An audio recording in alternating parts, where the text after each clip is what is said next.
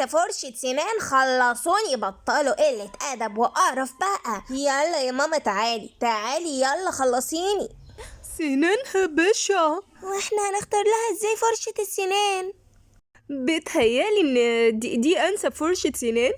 يلا لو نتفت سناني هديك فلوس كتير قوي. يلا ايدك على الفلوس. فلوس ايه يا ام فلوس؟ شايفة اسناني بقت لونها ازرق وبتنور في الضلمة. انا خايفة اسنانك تبوظ اكتر. تبوظ ايه؟ ما هي بيضة وزي الفل. خدي كل الفلوس دي ليا. شكرا جدا.